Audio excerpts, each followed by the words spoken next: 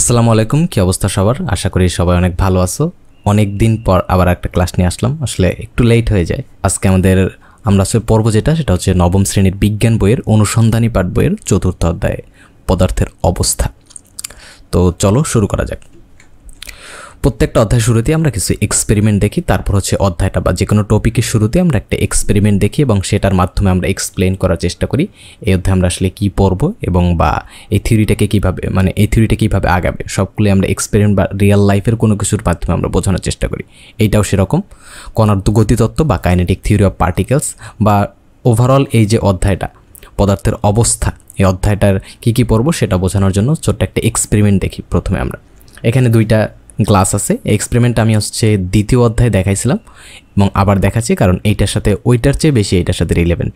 আচ্ছা, এখানে কি আছে? দুইটা গ্লাস আছে, একটা হচ্ছে গরম পানি আছে, একটা এবং ঠান্ডা পানি আছে। দেখে বোঝা যাচ্ছে না, এই জন্য আমি লিখে দিচ্ছি। এখন এটার ভিতরে যদি ব্লু দিই, দেখো দুইটার ভিতরে ব্লু দিলাম, তাহলে কি হবে? দেখো এই যে গরম যেটা আছে এইটাই খুব দ্রুত ছড়িয়ে পড়ছে, দেখো খুব দ্রুত এখানে কিন্তু ছড়িয়ে পড়ছে, এবং এখানে ঠান্ডা যেটা আছে সেটাই অনেক আস্তে আস্তে ছড়িয়ে পড়ছে, একেবারে এটা রেটটা ছড়িয়ে পড়ার রেটটা খুবই স্লো, বাট এটা খুব দ্রুত ছড়িয়ে পড়ছে। এইগুলা কেন হয়, এর পিছনে রিজনটা কি বা বিজ্ঞানটা কি, সেইগুলো হচ্ছে আমরা এই অধ্যায়ে আলোচনা করব। পদার্থের অবস্থা বা কণার গতিতত্ত্ব বলো, সেটার ভিতরে আলোচনা করব। ওভারঅল বলতে পারো যে পদার্থের অবস্থা এই অধ্যায়টার ভিতরে এটা আলোচনা করব। এবং আর একটা জিনিস আছে, আরও অনেকগুলো জিনিস পড়বে এই অধ্যায়ে, যেমন ড্রাই আইসের ব্যাপারে আমরা শুনছিলাম। বড় বড় অনেক পশ রেস্টুরেন্টে খাবার সাজানোর জন্য বা খাবারের সৌন্দর্য বৃদ্ধির জন্য এরকম ড্রাই আইস দিয়ে এরকম স্মোক বা ধোঁয়া তৈরি করে দেওয়া হয় যাতে একটু সৌন্দর্য বাড়ে। এইটার ব্যাপারটা কীরকম? এখানে হচ্ছে ড্রাই আইস বা কার্বন ডাইঅক্সাইড থাকে, এবং এটার ভিতর যদি পানি দিই বা এটার টেম্পারেচার আপ করি তখন কি হয়, এখানে এইরকম যে এই যে স্মোকগুলো বের হয়, দেখতে অনেক সুন্দর দেখে। এইটা বলতে গিয়ে একটা ইন্টারেস্টিং ব্যাপার মনে পড়লো যে ছোটোবেলায় আমি সিআইডি দেখছিলাম, তোমরা অনেকেই সিআইডি দেখছো। সো ওইখানে হচ্ছে এরকম একটা কেস ছিল যে একটা রুমের ভিতর ড্রাই আইসের টুকরা রেখে দেয়, তারপর হচ্ছে সেই মানুষটা মারা যায়। আসলে এটা এক টুকটা ড্রাই আইস একটা রুমে রেখে দিলে মানুষ মারা যায় ব্যাপারটা এরকম না, বাট শ্বাসকষ্ট হতে পারে এবং অনেক প্রবলেম হতে পারে, কারণ ড্রাই আইস এটা তো কার্বন ডাইঅক্সাইড, এবং দরজা জানালা সব যদি বন্ধ থাকে এবং তার ভিতর যদি ড্রাই আইস রেখে দেওয়া হয় তাহলে কার্বন ডাইঅক্সাইডের পরিমাণটা একটা রুমের ভিতর বেশি হয়ে যাবে। সো পরিমাণটা যদি খুব বেশি হয়ে যায় তখন তো মানুষটার শ্বাসকষ্ট হবে, আর এরপর যদি ওখান থেকে বের না হয় বা দরজা জানলা খুলে না দেয় তাহলে তো মারা যেতেই হতে পারে। বাট একেবারে এক টুকটা জাস্ট ছোট্ট এক টুকটা ড্রাই আইস একটা রুমের ভিতরে রেখে দিলে যে মানুষ মারা যাবে ব্যাপারটা এরকম না। বাট এই যে এখানে আসল উদ্দেশ্য হচ্ছে এখানে এই ড্রাই আইসে ব্যাপারটা কী ঘটে, দেখো এখানে হচ্ছে কঠিন বা সলিড ছিল, সলিড থেকে এটা সরাসরি বাষ্পে পরিণত হয়েছে বা গ্যাসীয় অবস্থায় পরিণত হয়েছে। এইটা কীভাবে হয়েছে, এটার পিছনে বিজ্ঞানটা কি, সবগুলো আমরা জানার চেষ্টা করব। এরপরে কি আছে অধ্যায়? এরপরে হচ্ছে এই যে খনিতে আমরা কি মনে করি যে খনিতে হয়তো এক একটা খনি পাওয়া গেছে, সেখানে গ্যাস আছে, তারপর অন্য একটা খনিতে হয়তো এখানে তেল আছে, পেট্রোল আছে। তেলের ভিতরে তো কত পার্থক্য আছে, পেট্রোল, ডিজেল, মোবিল, অকটেন, কত কিছু আছে। এগুলো আসলে এক একটা আলাদা আলাদা খনি থেকে পাওয়া যায়, এটা আমাদের ধারণা, অনেকেরই ধারণা, বাট ব্যাপারটা এরকম না। এই সবগুলো একসাথে মিশ্রিত অবস্থায় পাওয়া যায় এবং এগুলাকে বের করে হচ্ছে আলাদা করা হয়, সবগুলোকে রিফাইনিংয়ের মাধ্যমে আলাদা করে তারপর হচ্ছে বাজারজাত করা হয়। এইটা কিভাবে করা হয়, এই পদ্ধতিটা এই অধ্যায় শেষের দিকে আমরা আলোচনা করব। একেবারে ইন্ডাস্ট্রিয়াল প্রসেস যে এই ইন্ডাস্ট্রিতে কীভাবে করা হয় এরকম না, বাট সিম্পলি কীভাবে করা হয় বা জাস্ট মেইন মেকানিজমটা সেটা আমরা বোঝার চেষ্টা করব। এরপরে কি আছে? ও আচ্ছা, অনেক তো কঠিন কঠিন কথা বলে ফেললাম। এই যে কণার গতিতত্ত্ব বলো বা এই যে পদার্থের অবস্থা বলো, এটা হচ্ছে রসায়ন বা কেমিস্ট্রির একটা পার্ট। এখন তোমাদের অনেকের কাছে কেমিস্ট্রি কঠিন লাগে, বা তোমাদের অনেকের কাছে কি, তোমাদের আগে যারা পড়ে গেছে তাদের কাছেও কেমিস্ট্রি অনেক কঠিন লাগে, আমার কাছেও কেমিস্ট্রি অনেক কঠিন লাগতো। সো এইটা নিয়ে ইন্টারনেটে শত শত মিম প্রচলিত আছে। এখানে একটা মিম আছে যে nobody understands me, maybe I am organic chemistry. শুধু অর্গানিক কেমিস্ট্রি না, কেমিস্ট্রি জিনিসটা অনেকের কাছে একটু খোলাটে লাগে বা একটু হচ্ছে কেমন যেন কঠিন লাগে। তারপর এরকম আরও অনেক মিম প্রচলিত আছে যে ম্যাথ হচ্ছে মাথার এরকম উপর দিয়ে যায়, ফিজিক্স হচ্ছে আরেকটু নিচ দিয়ে যায় বাট কাছাকাছি, আর কেমিস্ট্রি হচ্ছে ধারে কাছেও আসে না। বাট আশা করছি আমি এই অধ্যায়টাকে খুব সহজভাবে এক্সপ্লেন করার চেষ্টা করব, বা যতটা ইজিলি তোমাদের সামনে উপস্থাপন করা যায় সেভাবে চেষ্টা করব, যাতে তোমরা হচ্ছে সহজে বুঝতে পারো এবং মনে রাখতে পারো। মনে রাখাটাও তো মেন, তাই না? শুধু বুঝলেই তো হবে না, এটাকে তো হচ্ছে মেমোরাইজ করতে হবে। সো আচ্ছা, যেটা বলছিলাম যে কেমিস্ট্রি বা রসায়নের পার্ট, এটা হচ্ছে কণার গতিতত্ত্ব বা কাইনেটিক থিওরি অফ পার্টিকেলস। এই ব্যাপারটা শুধু যে কেমিস্ট্রিতে পড়ানো হয় ব্যাপারটা এরকমও না, এটা হচ্ছে ফিজিক্সেরও একটা পার্ট। এই যে আমরা ছোটোবেলা থেকে পড়ে এসেছি যে প্রত্যেকটা পদার্থ অণুপরমাণু দিয়ে গঠিত, ছোট ছোট বা ক্ষুদ্র ক্ষুদ্র কণা দ্বারা গঠিত। এই যে কণাগুলো কিভাবে থাকে বা কিভাবে চলাচল করে, এগুলো যেই বিজ্ঞানের যেই শাখা এক্সপ্লেন করা হয় সেটাকে বলা হয় থাকে কেমিক্যাল কাইনেটিক্স বা রাসায়নিক গতিবিদ্যা। সবগুলোই পড়বো আস্তে আস্তে। আমরা শুরু করি প্রথম হচ্ছে কণার গতিতত্ত্ব বা কাইনেটিক থিওরি অফ পার্টিকেলস। এই যে কণাগুলো আমাদের চারপাশে যে বস্তুগুলো দেখি প্রত্যেকটাই তো অণুপরমাণু দিয়ে গঠিত।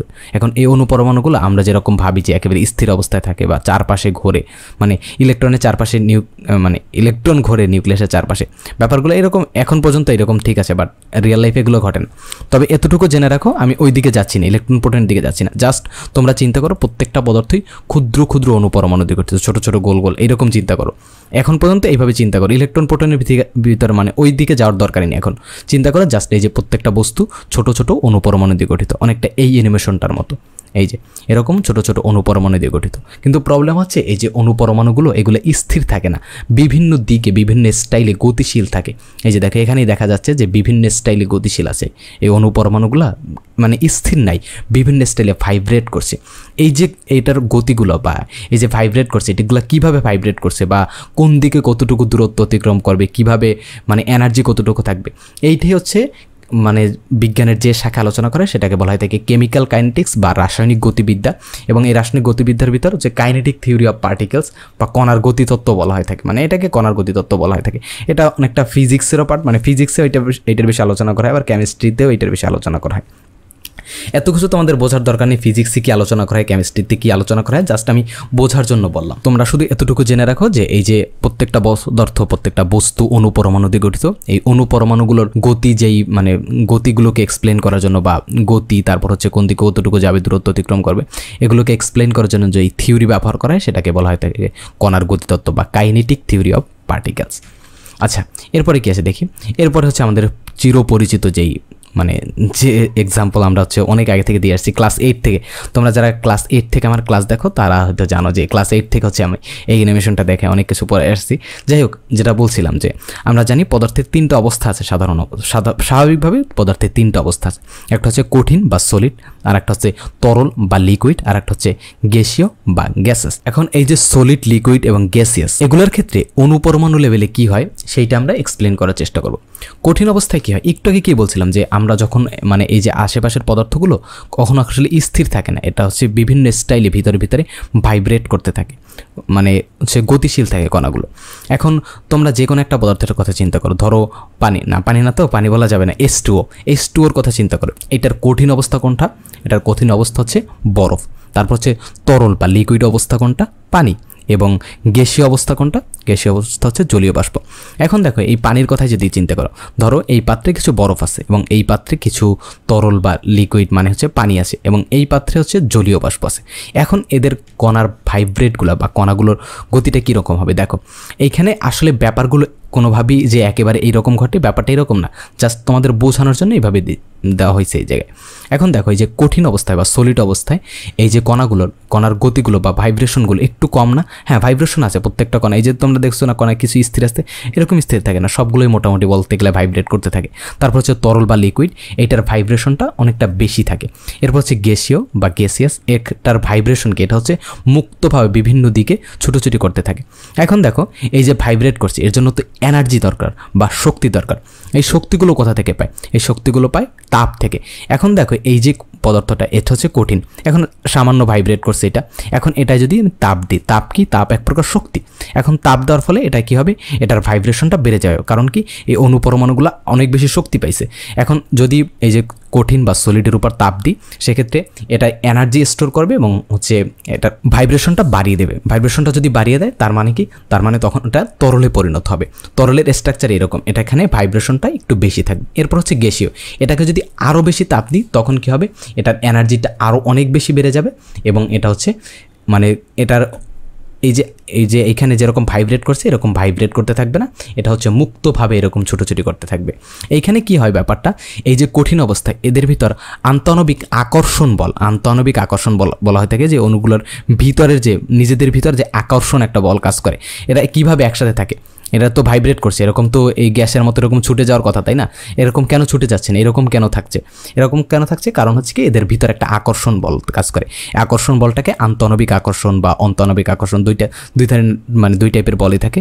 এই যে আকর্ষণ বলগুলোর কারণে এরা হচ্ছে একসাথে থাকে। এরপর হচ্ছে এটাকে যখন তাপ দিই, যখন এটা তরলে পরিণত হয়, তখন কি হয়, তখন আকর্ষণ বলের বিরুদ্ধে তো কাজ করে, তাই না?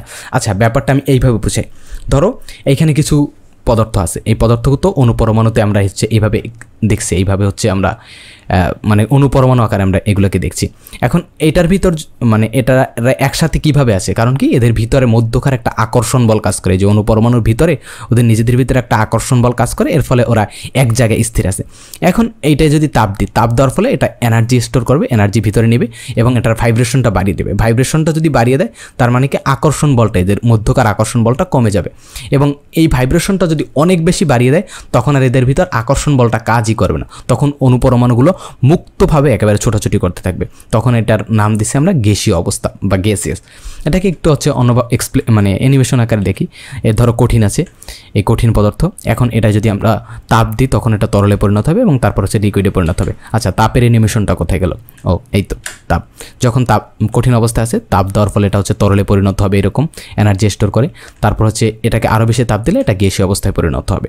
এবং এইখানে একটা এক্সট্রা ইন্টারেস্টিং কথা বলিনি, ইন্টারেস্টিং কি এক্সট্রা কথা জাস্ট, এই যে তোমরা দেখছো এখানে বাইরে বেরিয়ে যাচ্ছে, এটা অ্যানিমেশনের ভুলের কারণে, এটা কখনো বাইরে বেরিয়ে যাবে না।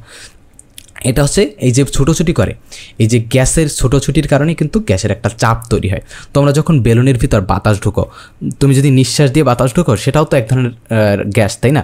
বাতাসে কত কিছু থাকে, আমাদের মুখ থেকে যেটা বের হয় সেটার ভিতর কার্বন ডাইঅক্সাইড থাকে। তারপর এমনিতে যদি বাতাস ঢুকো কোনোভাবে পাম্প দিয়ে, সেক্ষেত্রে বাতাসের ভিতর কত ধরনের গ্যাস থাকে, নাইট্রোজেন থাকে, অক্সিজেন থাকে, কার্বন ডাইঅক্সাইড থাকে, সবই তো থাকে, তাই না? সো এক্ষেত্রে কী হয়, এই যে অনুপরমাণুগুলো চারপাশের দেয়ালে আঘাত করে, যেই পাত্রটাই রাখি, এক্ষেত্রে পাত্রটা কোনটা, বেলুন যখন ফুলাও তখন হচ্ছে গ্যাসটা কোথায় রাখো, বেলুনের ভিতরে রাখো, তাই না? তখন বেলুনের চারদিকে, দেয়ালের চারদিকে ভিতর থেকে এই যে দেখো এখানে যেরকম চাপ প্রয়োগ করছে ওই রকম হচ্ছে বিভিন্ন স্টাইলে ধাক্কা দেয়, এই জন্য হচ্ছে বেলুনটা ওই রকম ফুলে যায়। আমি যদি একটু হচ্ছে পেন দিয়ে দেখাই, ইন্টারেস্টিং ব্যাপার, এটা কিন্তু হচ্ছে এই টপিকের সাথে রিলেভেন্ট না, তারপর হচ্ছে আমি দেখাচ্ছি। আচ্ছা, এই ধরো একটা বেলুন, কোথায় গেল আমার, ধরো এই একটা বেলুন আছে, আমাদের হাতে একটা বেলুন আছে, খুবই বাজে হচ্ছে আমি জানি, একটা বেলুন আছে। এখন এখানে যদি আমি এয়ার যদি ইনপুট করি তখন কি হবে, এটার ভিতর গ্যাস হবে, গ্যাস ঢুকবে, এটার ভিতর গ্যাস ঢুকবে। আচ্ছা, আমি এখানে গ্রাফিক্সটা একটু সমস্যা করছে আমার, এই যে গ্যাস ঢুকবে, তখন কি হবে, গ্যাসের অণুগুলো এইরকম এখানে যেরকম ছোটাছুটি করছে এরকম ছোটাছুটি করতে থাকবে, এরকম ছোটাছুটি করতে থাকবে। তখন কি হবে, এর দেয়ালে ধাক্কা প্রয়োগ করবে, চাপ প্রয়োগ করবে, এই যে দেয়ালে ধাক্কা দেবে, এর ফলে কি হবে, এই যে বেলুনটা এইরকম বড় হয়ে যাবে। কারণ কি, এই যে অনুপরমাণুগুলো ধাক্কা দিচ্ছে, এরকম ধাক্কা দিচ্ছে। আশা করি এতটুকু বুঝছো। আচ্ছা, এরপরে কি আছে দেখি, এগুলো আমি মুছে দিই সব। আচ্ছা, এরপর হচ্ছে আমাদের বইতে একটা কথা লেখা আছে যে কণাগুলোর গতিশক্তি, পদার্থের কণাগুলোর গতিশক্তি এবং আন্তঃকণা আকর্ষণ শক্তি দিয়ে পদার্থের কঠিন তরল গ্যাসীয় অবস্থা ব্যাখ্যা করা যায়, এবং ব্যাখ্যা করার এই তত্ত্বকে কণার গতিতত্ত্ব বা কাইনেটিক থিওরি অফ পার্টিকেলস বলা হয়ে থাকে। আমরা আমাদের চারপাশে যে পদার্থগুলো দেখি সেগুলো হচ্ছে অনুপরমাণু দিয়ে গঠিত বা বিভিন্ন ছোটো ছোটো পার্টিকেল দিয়ে গঠিত।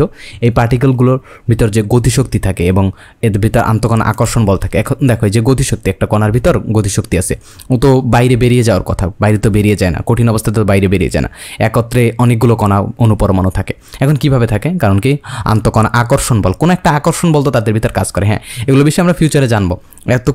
এখন পর্যন্ত এতটুকুই জানো যে এদের ভিতরে এক ধরনের আকর্ষণ বল আছে, এই আকর্ষণ বল দিয়ে এরা একে অপরের সাথে লেগে থাকে বা কাছাকাছি অবস্থান করতে পারে, এবং এই যে গতিশক্তিগুলো আসলে বাইরে বের করে নিয়ে যেতে চায় কণাগুলোকে। সো এটা যদি স্টেবল পজিশনে থাকতে চায় তাহলে যে আকর্ষণ করা আন্তঃকণা আকর্ষণ বল এবং গতিশক্তি, এটার ভিতর একটা হচ্ছে ভালো ব্যালেন্স থাকা হয়, বা ব্যালেন্স হারিয়ে গেলে তখন হচ্ছে সেটা গ্যাসে পরিণত হয়।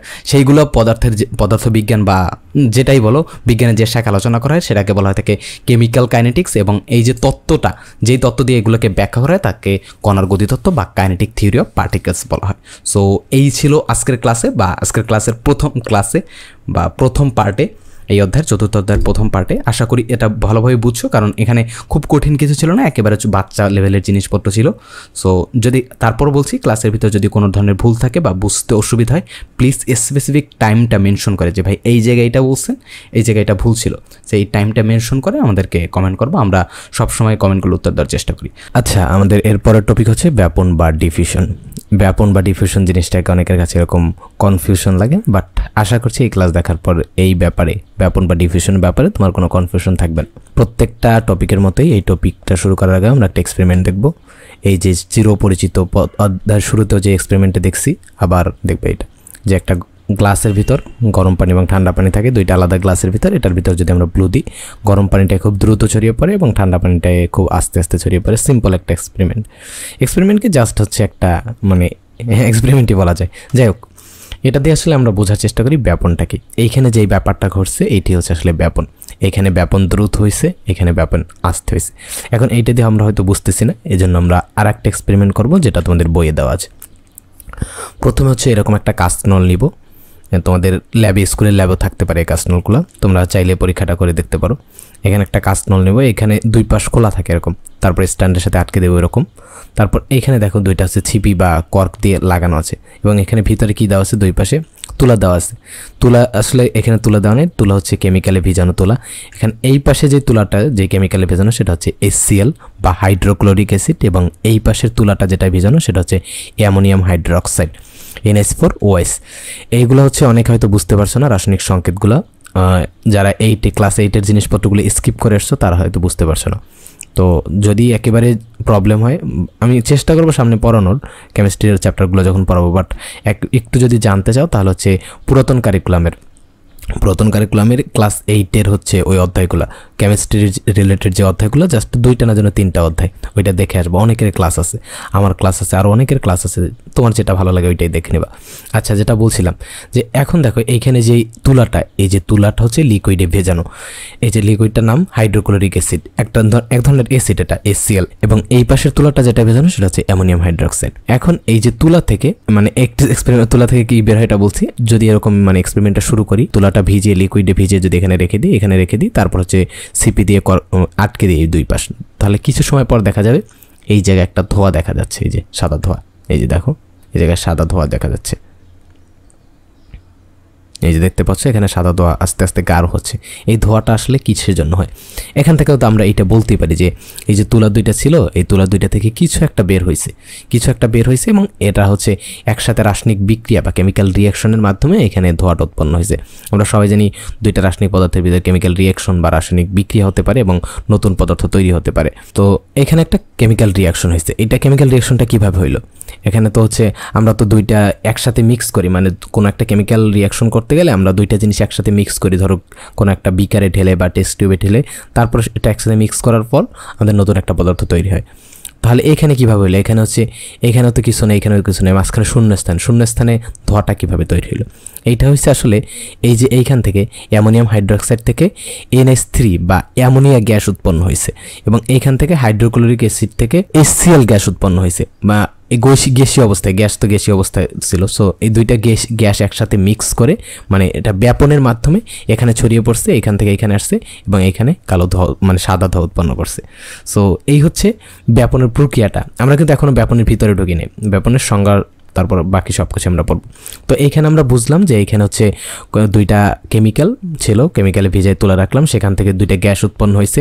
এই যে পানি থেকে কীভাবে গ্যাস উৎপন্ন হলো, বা এখানে তো হচ্ছে লিকুইড ছিল, এখানে বলছি আমি যে লিকুইডে ভিজাইছি, যে হাইড্রোক্লোরিক অ্যাসিড লিকুইডে তুলা ভিজাইছি, সেখান থেকে কীভাবে বাষ্পে পরিণত হয়েছে বা গ্যাসে পরিণত হয়েছে সেইটা অন্য ভিন্ন একটা টপিক, বা কোনোভাবে হয়েছে। কিন্তু এইখান থেকে মাঝখান থেকে, মানে এইখান থেকে এই পর্যন্ত এই গ্যাসটা আসলো কীভাবে, যেই প্রক্রিয়া আসছে সেইটা হচ্ছে ব্যাপন। এখান থেকে কীভাবে তুলা থেকে গ্যাস বেরোছে ওইটা ভিন্ন প্রক্রিয়া, ওইটাও বলবো। বাট এখন আমাদের মানে এইখানে এই টপিকটা আমাদের দেখার বিষয় হচ্ছে এইখান থেকে এইখানে শূন্যস্থানটা কীভাবে অতিক্রম করলো, এইটা হচ্ছে ব্যাপন বা ডিফিউশন। তো ব্যাপন বা ডিফিউশনের সংজ্ঞা আছে মেবি, হ্যাঁ আমরা সংজ্ঞাটা একটু দেখি, তারপর মিলানোর চেষ্টা করি যে ব্যাপন বা ডিফিউশন কি। কঠিন তরল বা গ্যাসীয় পদার্থের উচ্চ ঘনমাত্রার স্থান থেকে নিম্ন ঘনমাত্রার স্থানে স্বতঃস্ফূর্ত ও সমভাবে এই যে ছড়িয়ে পড়ার প্রক্রিয়াটাকে বলা হয়ে থাকে ব্যাপন। এতটুকু বুঝছো যে কঠিন তরল বা গ্যাসীয় পদার্থের উচ্চ ঘনমাত্রা, এই ঘনমাত্রা জিনিসটা কি, ঘনমাত্রা বা কনসেন্ট্রেশন, এটা হচ্ছে একটা কি বলে রাসায়নিক মানে রসায়নের একটা ইন্টারেস্টিং টার্ম, বা না কঠিন না, ভালোই মোটামুটি ভালোই। আচ্ছা যাই হোক, অন্য একটা টপিক ঢুকে যাচ্ছিলাম। এই যে ঘনমাত্রা আর ঘনত্ব এই দুইটি কিন্তু এক জিনিস না, বাট এখন এতটুকু এই যে ব্যাপন বোঝানোর জন্য ঘনমাত্রাকে তুমি যদি ঘনত্ব হিসাবে বা ডেনসিটি হিসাবে চিন্তা করো তাহলে হচ্ছে তোমার পড়া তুমি বুঝে যাবে, কোনো প্রবলেম হবে না। বাট ঘনমাত্রা আসলে এক জিনিস না, ঘনমাত্রা মানে ঘনমাত্রা এবং ঘনত্ব এক জিনিস না। ঘনমাত্রা ব্যাপারটা কি ছোট্ট করে একটু যদি বুঝাই, মানে ওইগুলো বোঝাচ্ছি না, জাস্ট ডেনসিটি বা ঘনত্ব থেকে বোঝাচ্ছি। যে দেখো এখানে একটা বক্স আছে, এই বক্সের ভিতর এই কয়টা বল আছে এবং এই বক্সের ভিতর কতগুলো বল আছে। এখন বলো তো কোনটায় ঘনত্ব বেশি? অবশ্যই এটা ঘনত্ব বেশি, কারণ এটা জায়গার তুলনায় বেশি পরিমাণ বল আছে, এটা জায়গার তুলনায় কম পরিমাণ বল আছে। এবং একই ব্যাপার কোনো লিকুইডের ক্ষেত্রে প্রযোজ্য। ধরো একটা গ্লাসে, দুইটা গ্লাসে তুমি হচ্ছে প্রথমটা হচ্ছে 5 চামচ চিনি নিলা এবং দ্বিতীয়টা হচ্ছে 10 চামচ চিনি নিলা। এখন বলো কোনটায় চিনির ঘনত্ব বা কোনটায় ডেনসিটি বেশি? অবশ্যই 10 চামচ যেটা নিচ্ছে ওইটা। তো এইখানে এইটাই বলছে। এখানে ঘনমাত্রা বলতে অন্য কিছু বুঝাইছে, জাস্ট আমি বোঝানোর জন্য বলছি। ঘনমাত্রা কি ওইটা হচ্ছে আমরা নেক্সট চ্যাপ্টারের পরের চ্যাপ্টারে মেবি পড়বো। যাই হোক, কঠিন তরল বা গ্যাসীয় পদার্থের উচ্চ ঘনমাত্রার স্থান। উচ্চ ঘনমাত্রা বলতে আমরা বুঝি যে এখানে ঘনত্ব বেশি, মানে অণুপরমাণুর সংখ্যা বেশি। সেখান থেকে নিম্ন ঘনমাত্রার স্থানে, নিম্ন ঘনমাত্রা মানে যেখানে অণুপরমাণুর সংখ্যা কম, এই যে একটু আগে যেটা দেখলাম এরকম নিম্ন ঘনমাত্রার স্থানে স্বতঃস্ফূর্ত। স্বতঃস্ফূর্ত মানে কি? স্বতঃস্ফূর্ত মানে নিজের ইচ্ছা, একেবারে তোমার কোনো বল প্রয়োগ করা লাগবে না। স্বতঃস্ফূর্ত সমানভাবে, মানে সমানভাবে ছড়িয়ে পড়ে, একেবারে চারদিকে সমানভাবে ছড়িয়ে পড়ে বা পড়তে চায়, এই যে ছড়িয়ে পড়ার প্রক্রিয়া এটাকে বলা হয় থাকে ব্যাপন বা ডিফিউশন। যদি না বুঝো সমস্যা নেই, আবার এক্সপ্লেন করছি। এখন দেখো এখানে খুব সুন্দর একটা অ্যানিমেশন আছে। অ্যানিমেশনটা হচ্ছে বাইরের কোনো দেশের কোনো এক ইউটিউবার করছিল, মানে অ্যানিমেশনটা অনেক সুন্দর, বোঝা যায় ব্যাপনের বা ডিফিউশনের ব্যাপারটা একেবারে ক্লিয়ারলি বোঝা যায়। আচ্ছা কই প্লে হচ্ছে না কেন? এখন দেখো এটা হচ্ছে একটা আইসোলেটেড সিস্টেম। এই সিস্টেমের ভিতর দুজন লোক দাঁড়িয়ে আছে। এখন এই যে কণাগুলো, এই কণাগুলো হচ্ছে বাতাসের কণা। আমাদের চারপাশে যে বাতাসগুলো দেখি না, বাতাস আছে, সেই বাতাসের ভিতর বিভিন্ন ধরনের গ্যাস আছে। যেমন আমরা যে গ্যাসটা নিই অক্সিজেন, তারপর যেটা ত্যাগ করি কার্বন ডাইঅক্সাইড, তারপর নাইট্রোজেন আছে, আরও কত ধরনের গ্যাস আছে। আমরা তো একটু আগে পড়ে আসছি যে এই যে গ্যাসের অণুগুলো এরকম ছোটাছুটি করতে থাকে, এই যে এরকম লাফালাফি করতে থাকে বিভিন্ন স্টাইলে, সেই ক্ষেত্রে এরকম করছে। এখন যদি এখানে একটা পারফিউমের বোতল থেকে পারফিউম আমরা স্প্রে করি তখন কি হবে ব্যাপারটা দেখো। এই যে দেখো এখান থেকে যদি পারফিউমটা ছাড়া হয় তখন কি হবে, এই যে দেখো। এখন রিলেট করতে পারছো কি হচ্ছে? আশা করছি রিলেট করতে পারছো। ওইটা আমি হচ্ছে মাউস পয়েন্টারটা নিয়ে নিই, আবার প্লে করি আমি অ্যানিমেশনটা। ও সরি, ওয়েট। এই যে এখন দেখো এই জায়গাটায় দেখো এখন কি হচ্ছে। ও সরি, ওকে।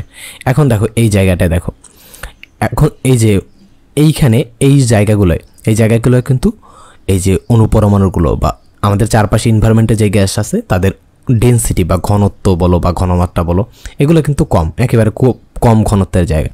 এগুলো কিন্তু মানে ঘনত্ব কম অন্য জায়গার তুলনায়। বাট এইখানে যখন আমরা পারফিউমটা স্প্রে করলাম এই জায়গায় ঘনত্ব কিন্তু বেশি, মানে পারফিউমের অণুপরমাণুগুলোর ঘনত্ব বেশি। এখন ও কি করবে ব্যাপন অনুযায়ী বা ব্যাপনের থিওরি অনুযায়ী ও কি করবে, এই যে এইখানে বেশি ঘনমাত্রার স্থান না, এখানে ঘনমাত্রা বা ঘনত্ব যেটাই বলো, মানে ঘনমাত্রা ঘনত্ব অবভিয়াসলি এক জিনিস না, তারপর বোঝানোর জন্য বলছি এখন।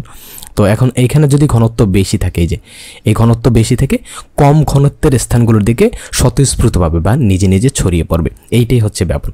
যদি এতটুকু বুঝে থাকো মোর দ্যান এনাফ। তো আমি আবার প্লে করছি ভিডিওটা। এই যে দেখো স্বতঃস্ফূর্তভাবে এই যে বেশি ঘনমাত্রার স্থান থেকে কম ঘনমাত্রা বা বেশি ঘনত্বের স্থান থেকে কম ঘনত্বের স্থানে ছড়িয়ে পড়ছে, চারদিকে ছড়িয়ে পড়ছে। এইভাবে হচ্ছে আমরা পারফিউমের স্মেলটা পাই। একটা পারফিউম বোতল থেকে যখন আমরা স্প্রে করি তখন হচ্ছে বেশি ঘনমাত্রার গ্যাস বের হয়, ওই গ্যাসটা হচ্ছে চারদিকে আস্তে আস্তে ছড়িয়ে পড়ে। তো এটাই বলছে এখানে, কঠিন তরল গ্যাসীয় পদার্থের উচ্চ ঘনমাত্রার স্থান থেকে নিম্ন ঘনমাত্রার স্থানে স্বতঃস্ফূর্ত সমানভাবে ছড়িয়ে পড়ার এই প্রক্রিয়া বা যে প্রবণতা সেটাকে বলা হয় থাকে ব্যাপন বা ডিফিউশন। এখন তো এটা হচ্ছে গ্যাসের ক্ষেত্রে দেখলাম, এখন আমরা একটা দেখি লিকুইডের ক্ষেত্রে। লিকুইডের একটা অ্যানিমেশন আছে, এই যে এখন দেখো এখানে লিকুইড আছে, লিকুইডের অণুগুলো হচ্ছে কাছাকাছি থাকবে, এটা হচ্ছে গ্যাসীয় অবস্থা। এখন লিকুইড হচ্ছে কোনটা?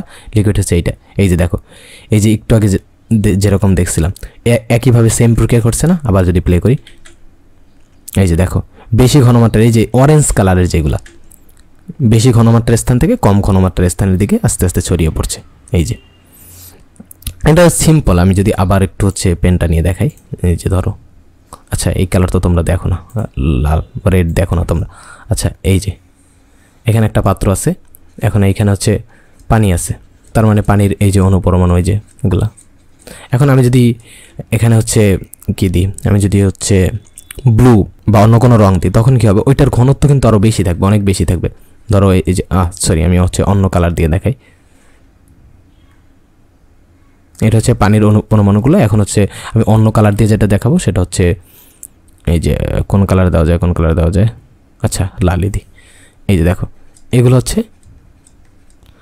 ওই যে ব্লু বা অন্য কোনো রঙের অনুপরমাণু। এখন দেখো ব্যাপনের থিওরি অনুযায়ী কী হবে, এই যে বেশি ঘনমাত্রার স্থান থেকে বেশি ঘনত্বের স্থান থেকে কম ঘনত্বের স্থানের দিকে আস্তে আস্তে ছড়িয়ে পড়বে, এই জন্য হচ্ছে রঙগুলো ছড়িয়ে পড়ে। আর গরম পানির এবং ঠান্ডা পানির এক্সপেরিমেন্ট যেটা দেখছিলাম সেখানে আসলে কি হয়েছিল, আসলে ওইখানে এসে গরম পানির ক্ষেত্রে আমরা কি জানি যে টেম্পারেচার বা তাপমাত্রা যত বেশি হয় তার মানে ওইটার ভিতরে তাপশক্তি বেশি আছে এবং অনুপরমাণুগুলোর ভাইব্রেশন বা ছোটাছুটি বেশি থাকবে। এখন যদি একটাই তাপমাত্রা বেশি থাকে মানে ভাইব্রেশনগুলো বেশি থাকে এখানে, তার মানে এটা দ্রুত ঘটবে না এখানে যে ছড়িয়ে পড়ার প্রক্রিয়াটা। এখন এই যে অ্যানিমেশনগুলো একটু আগে দেখছিলাম, প্রত্যেকটা অ্যানিমেশনে দেখো কী পরিমাণ ভাইব্রেট করছিল বা ছোটাছুটি করছিল। এখন এটা যদি ভাইব্রেশনটা বেশি থাকে তার মানে আরও খুব দ্রুত ছড়িয়ে পড়বে না, এই জন্যই হচ্ছে বেশি তাপমাত্রার বেলায় বা যে কোনো পদার্থের ক্ষেত্রে তাপমাত্রা যদি বেশি থাকে তখন হচ্ছে ব্যাপন প্রক্রিয়াটা খুব দ্রুত হয়। তো আশা করি এতটুকু বুঝছো। এরপরে কি আছে দেখি, চলো।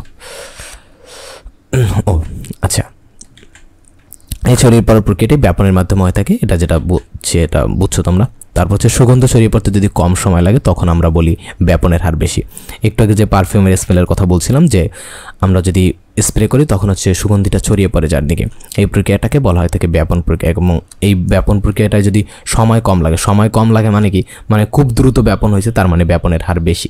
আর যদি সুগন্ধ ছড়িয়ে পড়তে বেশি সময় লাগে তখন তার ব্যাপন হার কম, মানে বেশি সময় লাগলে খুব আস্তে আস্তে ব্যাপন হয়েছে তার মানে ব্যাপনের হার কম। সিম্পল, এটা খুব বোঝানোর মতো কিছু নেই।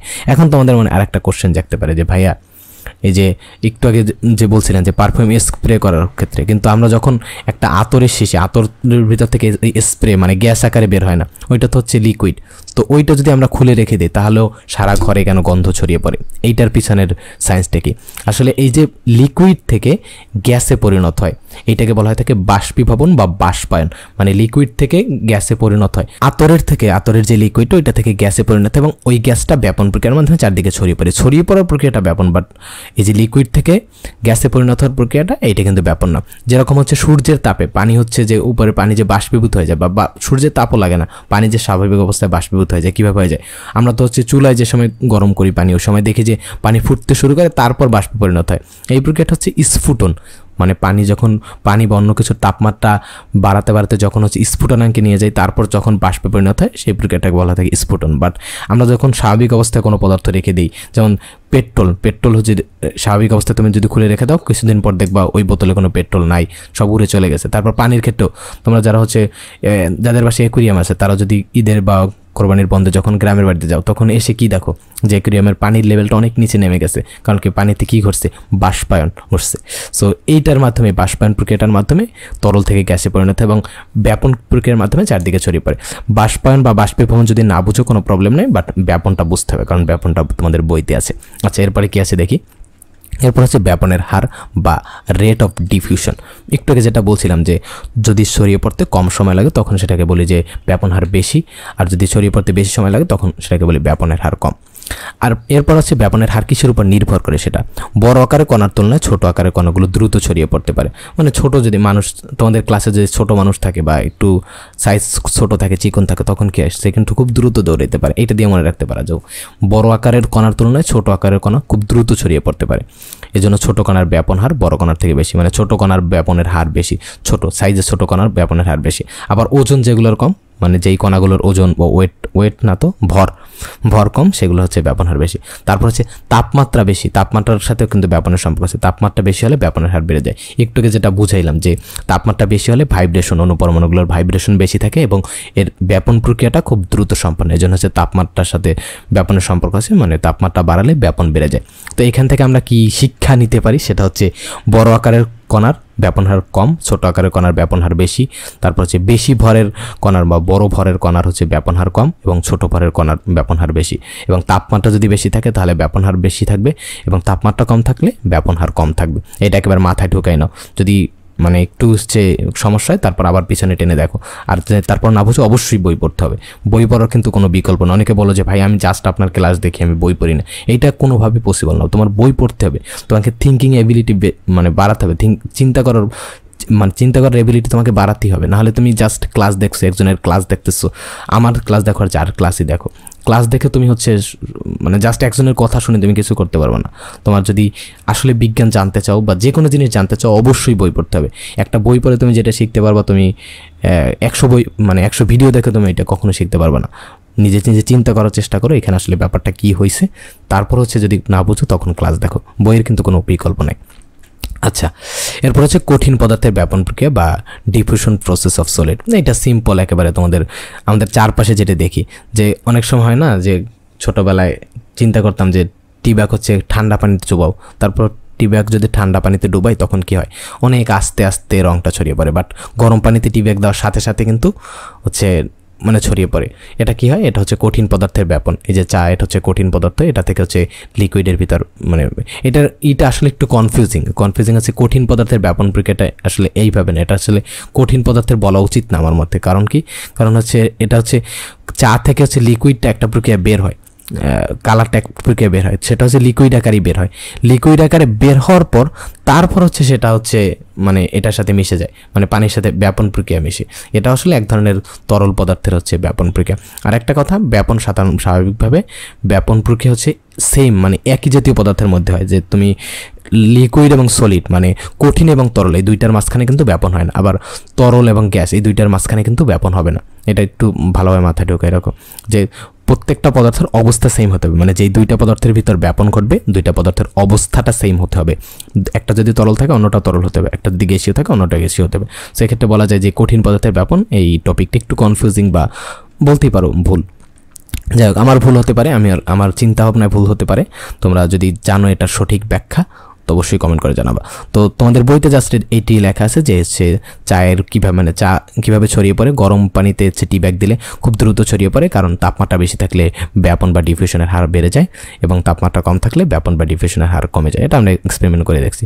তারপর হচ্ছে একেবারে বইয়ের শুরুতে প্রথম যে এক্সপেরিমেন্টটা দেখছিলাম সেটা তরল পদার্থের ব্যাপন প্রক্রিয়া বা ডিফিউশন প্রসেস অফ লিকুইডের ক্ষেত্রে এই যে এক্সপেরিমেন্ট একটু আগে যেটা দেখছিলাম, এটা যে গরম পানিতে হচ্ছে কালারগুলো খুব দ্রুত ছড়ায় এবং ঠান্ডা পানিতে কালারগুলো আস্তে ছড়ায়। এখানে তিনটে আসছে, একটা হচ্ছে স্বাভাবিক অবস্থার পানি, আর একটা হচ্ছে ঠান্ডা পানি, আর একটা হচ্ছে গরম পানি। তাহলে স্বাভাবিক অবস্থায় যেভাবে ছড়ায় গরম পানিতে তার থেকে দ্রুত ছড়াবে এবং ঠান্ডা পানিতে তার থেকে আস্তে ছড়াবে, কারণ এটার অনুপরমাণুগুলোর ভাইব্রেশন কম, এজন্য ব্যাপন বা ডিফিউশন আস্তে আস্তে হবে। এবং এটার অনুপরমাণুগুলোর ভাইব্রেশন খুব বেশি, এজন্য এটা ব্যাপন বা ডিফিউশন খুব দ্রুত হবে। আশা করি এতটুকু বুঝছো। এরপর হচ্ছে সর্বশেষ যেটা দুইটা গ্যাসীয় পদার্থের ব্যাপন যে এক্সপেরিমেন্টটা দেখছিলাম সেটা, এটা হচ্ছে হাইড্রোক্লোরিক অ্যাসিডে ভেজানো তুলা, প্রথমেই বলছি, এবং এখানে হচ্ছে অ্যামোনিয়াম হাইড্রোক্সাইডে ভেজানো তুলা। এখন দেখো একটু আগে যেটা বলছিলাম বাষ্পীভবন প্রক্রিয়ায় তরল থেকে গ্যাসে পরিণত হয়। এই যে তুলা দুইটা ভিজাই রাখছি, এখান থেকে অ্যামোনিয়াম হাইড্রোক্সাইড NH4 হয়েছে, এখান থেকে NH3 বা অ্যামোনিয়া গ্যাস উৎপন্ন হয়েছে। কীভাবে হয়েছে মানে এই রিয়াকশনটা কীভাবে হয়েছে ওইটা আমরা পরে বুঝি। তারপর এই পাশে আছে কি হাইড্রোক্লোরিক অ্যাসিড, এইখান থেকে বাষ্পীভবন প্রক্রিয়ায় HCl গ্যাস উৎপন্ন হয়েছে, এবং এই দুইটা এইখান থেকে এইখানে গেছে হচ্ছে ব্যাপন প্রক্রিয়ার মাধ্যমে এক জায়গায় গিয়ে তারপর হচ্ছে একটা রিয়াকশন করছে এবং সেই রিয়াকশন থেকে হচ্ছে এই সাদা ধোঁয়াটা উৎপন্ন হয়েছে। তো আমরা যদি একটু এক্সপ্লেন করার চেষ্টা করি ব্যাপারটা কী ঘটছে। এই দুইটা HCl এবং NH3 এই দুইটা একসাথে বিক্রিয়া করে NH4Cl উৎপন্ন করছে। যে NH4Cl উৎপন্ন করছে এইটি হচ্ছে সাদা ধোঁয়া হিসেবে কাঁচনলের ভিতরে আমরা দেখতে পাচ্ছি। আমি যদি রিয়াকশনটা লিখি, এই যে এখানে হচ্ছে HCl আর এখানে হচ্ছে NH4 থেকে হচ্ছে যেটা উৎপন্ন সেটা হচ্ছে NH3 বা অ্যামোনিয়া, এখান থেকে কি উৎপন্ন হয়েছে NH4Cl, এটা উৎপন্ন হয়েছে। এটার নাম কি? এটার নাম হচ্ছে অ্যামোনিয়াম ক্লোরাইড। তো HCl এবং NH3 মিলে NH4Cl বা অ্যামোনিয়াম ক্লোরাইড উৎপন্ন হয়েছে। তো এখন এইটারই হচ্ছে সাদা ধোঁয়াটা এখানে দেখা গেছে। এখন দেখো একটা ইন্টারেস্টিং ব্যাপার, ধোঁয়াটা কিন্তু এই জায়গায় দেখা যাওয়ার কথা ছিল মাঝখানে, এখান থেকেও ব্যাপন হয়ে এখানে আসছে, এখান থেকেও ব্যাপন হয়ে এখানে আসছে। তো ধোঁয়াটা মাঝখানে কেন দেখা গেল না? এটার কারণ হচ্ছে এই যে ভর। আমি একটু আগে যে বলে আসছিলাম ব্যাপন হারের ক্ষেত্রে কি বলছিলাম যে যেইগুলার অনুপরমাণুগুলোর ভর বেশি সেগুলোর হচ্ছে ব্যাপন খুব কম হয়, মানে ব্যাপনের হার কম, আর যেগুলোর ভর কম হয় সেগুলোর ব্যাপন হার বেশি, মানে ছোটো কণা তাড়াতাড়ি ছোটাছুটি করতে পারে, বেশি দৌড়াদৌড়ি করতে পারে এই জন্য। তো এই ক্ষেত্রে দেখো HCl এর আণবিক ভর হচ্ছে 36.5 মেবি 36.5, হ্যাঁ 36.5। আর হচ্ছে এই যে NH3 বা অ্যামোনিয়া এর পারমাণবিক ভর হচ্ছে 17। এখন দেখো কোনটার হচ্ছে ভর কম, ভর এইটার কম না, তো এক্ষেত্রে ভর কম হলে এটার ব্যাপন হার দ্রুত, এই জন্য এটা বেশি দূরত্ব অতিক্রম করে এই পেশে চলে গেছে, এবং এইটার ব্যাপন হার HCl এর ব্যাপন হার হচ্ছে কম, এই জন্য এটা হচ্ছে মানে ব্যাপন হার কম। কারণ কি? কারণ হচ্ছে এটার ভর বেশি থাকার কারণে ব্যাপন হার কম, এই জন্য এটা কম দূরত্ব অতিক্রম করছে। তো আশা করি এতটুকু বুঝছো যে আণবিক ভর কম এই জন্য এর ব্যাপন হার দ্রুত হয়েছে, এবং HCl এর ভর বেশি এই জন্য হচ্ছে এর ব্যাপন হার কম হয়েছে, এই জন্য হচ্ছে এই দূরত্ব মানে এইতটুকু এসে এই জায়গাটা হয়েছে, এখান থেকে দূরত্ব বেশি অতিক্রম করছেও, এখান থেকেও কম দূরত্ব অতিক্রম করছে। সো এই হচ্ছে ব্যাপন বা ডিফিউশন। আশা করি এটার ব্যাপারে আর কোনো কনফিউশন নাই। আমাদের এরপরের টপিক হচ্ছে নিঃসরণ বা ইফিউশন। এটার হচ্ছে আমাদের চারপাশে অনেক উদাহরণ আছে এবং আমরা সচরাচর দেখে থাকি এই উদাহরণগুলো, এই যে নিঃসরণ বা ইফিউশনের। এর জন্য আমরা সর্বপ্রথম যে এক্সপেরিমেন্ট বলতে অভ্যাস হয়ে গেছে, একটা এক্সাম্পল দেখবো বা একটা সিনারিও দেখবো, যে নিঃসরণের একটা উদাহরণ দেখবো আসলে। তো দেখি চলো। এই যে আমরা হচ্ছে আমাদের পেটে যে অনেক সময় গ্যাস হয়, তাই না? সো এই গ্যাসটা যে সময় বের হয় এটা হচ্ছে একটা নিঃসরণের উদাহরণ। এটা হচ্ছে থার্মাল ক্যামেরায় রেকর্ড করা একটা ভিডিও। এখন এই ভিডিওটা দেখানোর পর তোমাদের অনেকের মনে প্রশ্ন জাগতে পারে যে ভাইয়া নিঃসরণের তো আরও অনেক উদাহরণ আছে, বাট এই উদাহরণটা কেন দেখাইলেন? এরকম অদ্ভুত বিচ্ছিরি বা বিদঘুটে উদাহরণটা কেন দেখাইলেন? দেখো, আমি যদি জাস্ট নিঃসরণের সূত্রটা বলে যেতাম বা সংজ্ঞাটা বলে যেতাম, তাহলে হয়তো তোমাদের এই ব্যাপারটা মনে থাকতো আগামী 5 মিনিট বা 10 মিনিট বা খুব বেশি 1-1.5 ঘন্টা বা 2-3 দিন মনে থাকতো। আর আমি যদি একটা ভালো উদাহরণ বা যে কোনো একটা উদাহরণ দিয়ে এক্সপেরিমেন্ট দিয়ে বুঝাইতাম, তাহলে হয়তো ব্যাপারটা তোমার 1-1.5 বছর মনে থাকতো। বাট আমি যদি অদ্ভুত বা বিদঘুটে অস্বাভাবিক কিছু উদাহরণ দিই, তখন হচ্ছে ওইটা তোমাদের সারাটা জীবন মনে থাকে। দ্যাটস ওয়াই আমি কিছু অদ্ভুত এবং বিচ্ছিরি উদাহরণ দিই, যেটা অনেকের কাছে খারাপ লাগে, বাট কিছু করার নেই। আমি চাই আমার সর্বোচ্চটা দিয়ে ভালোভাবে যাতে বুঝতে পারো বা মনে রাখতে পারো, এই জন্য পড়ানোর ট্রাই করতে। আচ্ছা, যাই হোক, যেটা বলছিলাম, এবং একটা উদাহরণ দেখলাম নিঃসরণের আর একটা উদাহরণ হচ্ছে গ্যাস সিলিন্ডার থেকে গ্যাস যেভাবে বের হয়, এটা হচ্ছে নিঃসরণের উদাহরণ। তো এতক্ষণ তো উদাহরণ বললাম, এখন নিঃসরণের সংজ্ঞাটা দেখি। নিঃসরণের সংজ্ঞা আমাদের বইতে লেখা আছে, নিঃসরণ হলো এমন এক প্রক্রিয়া যেখানে কোনো পাত্রে থাকা গ্যাস সরু ছিদ্রপথ দিয়ে পাত্রের ভিতরের উচ্চচাপের স্থান থেকে পাত্রের বাইরে নিম্নচাপের স্থানের দিকে সজোরে বেরিয়ে আসে। একটু ভাঙার চেষ্টা করি। নিঃসরণ হলো এমন একটা প্রক্রিয়া যেখানে পাত্রে থাকা, যে কোনো একটা পাত্রে থাকা, বদ্ধ পাত্রে থাকা, এখানে হচ্ছে যেহেতু গ্যাসের কথা বলা আছে, অবশ্যই বদ্ধ পাত্র হবে, নাহলে উড়ে চলে যাবে। তো যে কোনো পাত্রে থাকা গ্যাস সরু ছিদ্রপথ দিয়ে পাত্রের ভিতরের উচ্চচাপের স্থান থেকে পাত্রের বাইরে নিম্নচাপের স্থানের দিকে সজোরে বেরিয়ে আসে। কোনো একটা সংজ্ঞা পড়ার সময় বা নতুন কিছু যখন শিখবা, তখন যদি একটা সংজ্ঞা দেখো এটা বুঝতে পারছো না, এরকম কিছু যদি হয়, তখন কি করবা, যে ওইটাকে বারবার পড়বা। একটা জিনিস বারবার পড়ার পর তোমার হচ্ছে মাথার ভিতর ওইটা, মানে তুমি হয়তো বুঝলে না ব্যাপারটা, কিন্তু মাথার ভিতর সেট হয়ে গেল, হ্যাঁ, তখন হচ্ছে তোমার চিন্তা করতে সুবিধা হবে, তোমার মিলাতে সুবিধা হবে। এখন ধরো 2-3 বার তুমি পড়লা। এখন আমরা আগের উদাহরণটার সাথে মেলানোর চেষ্টা করি যে নিঃসরণ ব্যাপারটা কীরকম।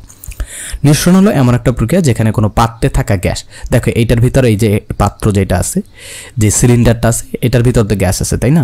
এটার ভিতর কম্প্রেস করা গ্যাস আছে অনেক উচ্চ চাপে, অবভিয়াসলি অনেক উচ্চ চাপে, কারণ কি এটা যখন ব্লাস্ট হয় তখন তো সব কিছু উড়ে যায় চারপাশে। সো তার মানে অনেক বেশি প্রেশার দিয়ে এটার ভিতর গ্যাস ঢোকানো আছে, এবং এই গ্যাসটা যখন উচ্চচাপের স্থানে কোনো সরু ছিদ্রপথে, এই দেখো রেগুলেটরের উপরে যে ছিদ্রটা, এটা কি খুব বড়, একেবারে বিশাল, এর তুলনায় তো খুবই ক্ষুদ্র।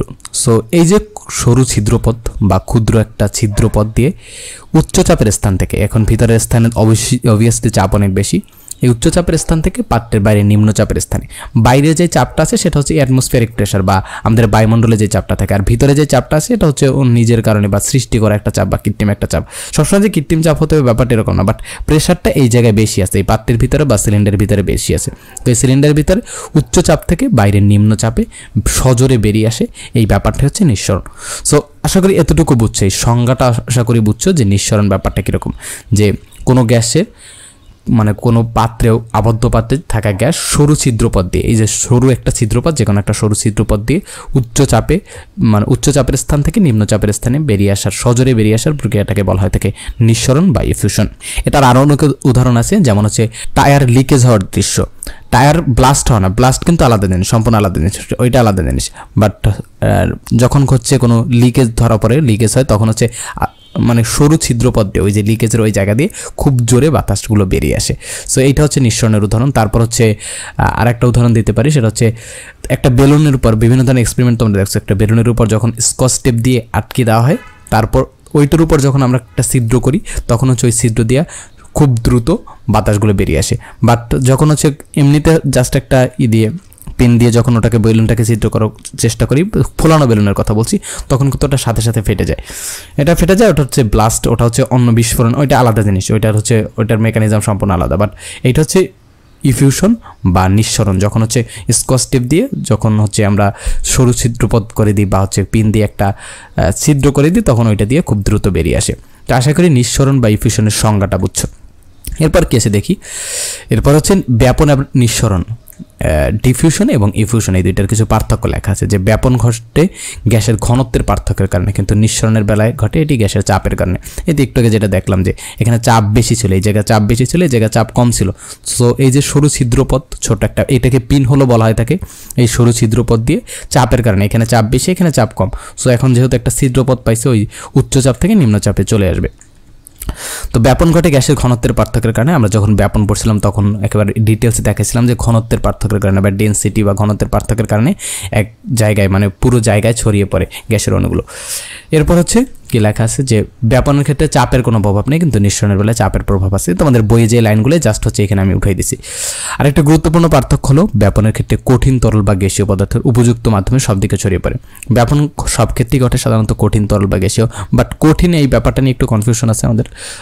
কঠিনের ব্যাপার যেহেতু বইতে লিখছে, তো আমরা হচ্ছে স্কিপ করে যাই, আমরা বলে দিই যে কঠিন তরল বা গ্যাসীয় সব পদার্থেরই ব্যাপন ঘটে। আসলে কঠিন পদার্থের ব্যাপন ঘটা ব্যাপারটা একটু প্রবলেমেটিক। যাই হোক, এখানে যেহেতু লেখা আছে আমরা এটাই ধরে নিই যে ব্যাপনের ক্ষেত্রে কঠিন তরল বা গ্যাসীয় পদার্থ তিনটা পদার্থের ক্ষেত্রেই হয়, কিন্তু নিঃসরণের ক্ষেত্রে শুধুমাত্র গ্যাসীয় মাধ্যমে নিঃসরণ হয়।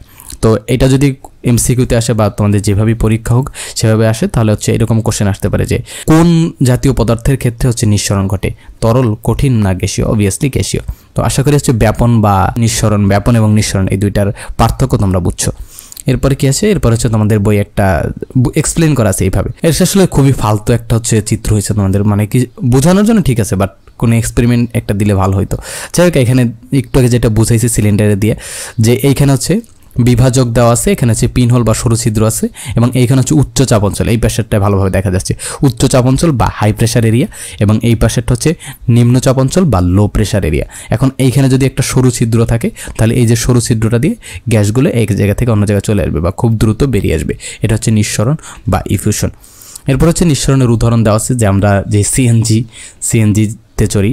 সো এই যে সিএনজি আসল কিন্তু সিএনজি যেই জ্বালানিতে চলে সেইটার নাম হচ্ছে আসলে সিএনজি মানে হচ্ছে কম্প্রেসড ন্যাচারাল গ্যাস, এইটা দিয়ে চলে। এই জন্য আমরা এই গাড়িটাকে, এই যানবাহনটাকে সিএনজি বলি। তো এই যে সিএনজিতে হচ্ছে নিঃসরণের উদাহরণ, মানে আমাদের সব ধরনের সিলিন্ডারই তো নিঃসরণের উদাহরণ।